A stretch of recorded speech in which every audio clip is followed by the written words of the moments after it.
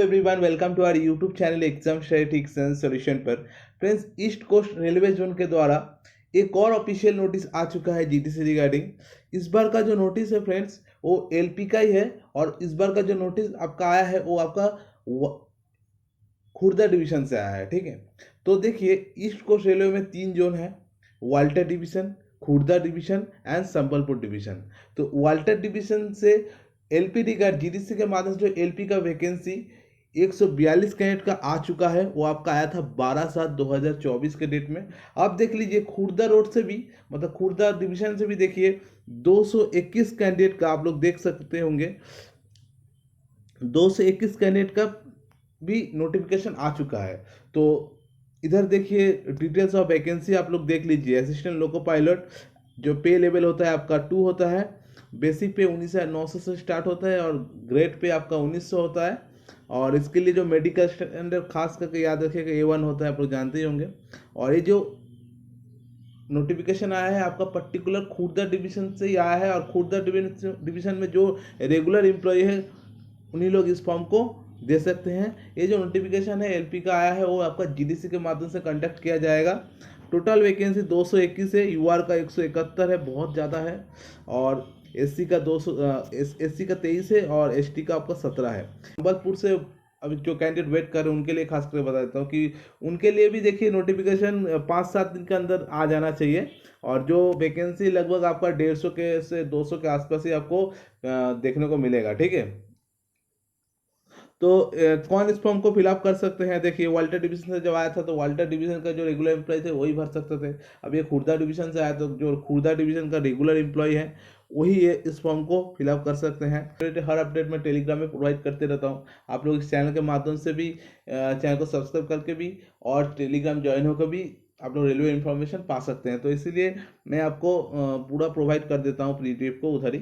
तो आप लोग को मैं मोटा मोटी बता देता हूँ, जो रेगुलर एम्प्लॉय हैं रेलवे का लेवल 1 वो लोग तो दे सकते ही हैं, ट्रैकमैन भी दे सकते हैं। ठीक है, और जो आपका लेवल 2 है उन लोग भी दे सकते हैं, छोड़ सिवाय आपका जो एलपी ऑलरेडी हो चुका है लेवल 2 का। जो अभी एलपी है मतलब असिस्टेंट लोको पायलट जो है उन लोग इस एग्ज़ाम को नहीं दे सकते, और आरपीएफ आरपीएसएफ जो है उन लोग इस एग्ज़ाम को नहीं दे सकते हैं। इसमें यही चीज़ मेंशन किया गया है। मैं आपको वही बार बार एक ही चीज़ बताते रहता हूँ। इसका जो मेडिकल स्टैंडर्ड होता है A1 होता है, A1 होना ही चाहिए। और इसका जो एजुकेशन क्वालिफिकेशन होता है एनसीबीटी एससीबीटी, आपके पास आईटीआई सर्टिफिकेट है एनसीबीटी एससीबीटी का, तो आप लोग इस एग्ज़ाम को दे सकते हैं। और बीटेक डिप्लोमा वाले भी इस एग्ज़ाम को दे सकते हैं। देख लीजिएगा कौन कौन सा पोस्ट से इन लोग बिलोंग मतलब दे सकते हैं एग्ज़ाम। उसके बाद एज लिमिट तो आप लोग जानते हैं 42 ईयर्स ओबीसी एंड यूआर का होता है, और 5 साल आपको छूट मत मिलता है SC ST के लिए।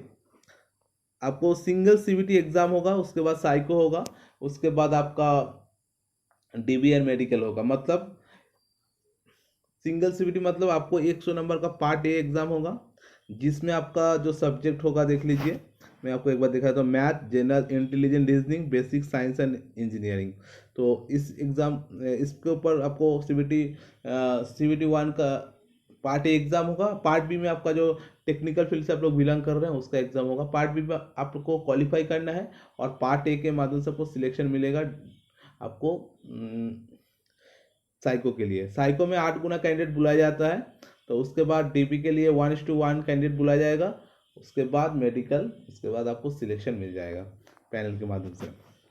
सिलेबस एक बार आप लोग देख लीजिएगा, जैसे ओपन मार्केट से आप लोग एग्ज़ाम देते हैं उस तरह का सिलेबस है, कोई दिक्कत वगैरह होना नहीं चाहिए, ऐसा करते हैं। अब क्वेश्चन पैटर्न आपको इजी देखने को मिलता है। देखिए जो मैंने बोला वही है। 100 नंबर का जो क्वेश्चन होगा पार्ट ए में वो आपका 1.5 घंटा टाइम रहेगा, और 75 मिनट का 75 क्वेश्चन जहाँ पार्ट बी में होगा वो 60 मिनट टाइम रहेगा। और सबसे बड़ा बात एक और चीज़ आप लोग याद दीजिएगा, इसमें आपको नेगेटिव मार्किंग देखने को मिलता है। इसको देख लीजिएगा पार्ट ए पार्ट बी में।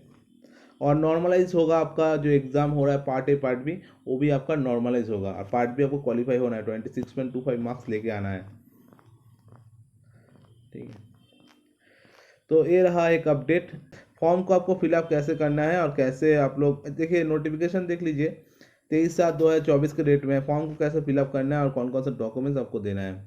तो आपको इधर फोटो लगा लेना है, नेम डाल लेना है, father name, designation of designation डाल दीजिएगा, कौन सा डेजिग्नेशन आपका है, स्टेशन भी डाल दीजिएगा, स्लैश देखिए डिपार्टमेंट डाल दीजिएगा, पे लेवल डाल दीजिएगा, HM साइट डाल दीजिएगा, date of birth, date of appointment डाल दीजिएगा, डेट ऑफ प्रमोशन हुआ है तो डालिएगा, नहीं तो नहीं, जिस दिन हुआ वो भी डेट डाल दीजिएगा। एजुकेशन क्वालिफिकेशन आपका क्या है इधर लीजिए, जैसे मैं 10+ ITI, नहीं तो 12+ ITI, ग्रेजुएशन प्लस ITI जो भी है वो डाल दीजिए। टेक्निकल क्वालिफिकेशन आप कौन सा फील्ड से, आप टेक्निकल क्वालिफिकेशन में जैसे फिटर है, फिटर से कौन सा फील्ड से है वो भी साइड में लिख दीजिएगा, ठीक है। तो कम्युनिटी आप UR हैं, SC हैं, ST हैं और डाल दीजिएगा। और एक बात देखिए, आप OBC हैं बट आपको UR SC ST ये तीनों हैं, तो आप लोग OBC हैं तो UR ही क्लिक करिएगा, कोई दिक्कत नहीं है। तो आप OBC हैं और UR क्लिक करने से आपको फॉर्म रिजेक्ट होगा, नहीं होगा, कोई दिक्कत नहीं है। आप इधर 3 कम्युनिटी में से OBC होने से UR दे दीजिएगा और UR होने से UR दे दीजिएगा, बाकी तो आप देख ही सक रहे हैं। मोबाइल नंबर दे दीजिएगा, email ID दे दीजिएगा। इसको फिलअप करने के बाद डेट एंड स्टेशन नाम एंड सिग्नेचर करके जमा दे दीजिएगा। उसके बाद ये जो फॉर्म है सुपरवाइजर के पास चला जाएगा।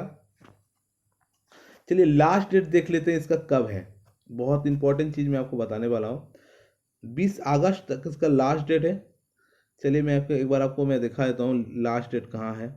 देखिए 20 अगस्त 2024 आपका लास्ट डेट है। इस फॉर्म को आप लोग अच्छे से फिलअप कर ले रहे हैं तो उसके बाद आप लोग क्या करिएगा, जो एजुकेशन क्वालिफिकेशन दे रहे हैं उसका जेरॉक्स करके इसमें डाल दीजिएगा, दो सेट बना के लेके जाइएगा।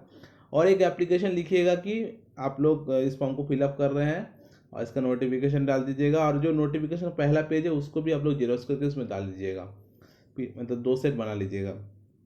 तो पहला में रहेगा आपका ये जो परफॉर्मा है, उसके बाद नोटिफिकेशन, उस नोटिफिकेशन का पहला पेज, उसके बाद जो एजुकेशन क्वालिफिकेशन वो डाल दीजिएगा। इस तरह 2 सेट बना के आप लोग को जमा देना है ऑफिस में। और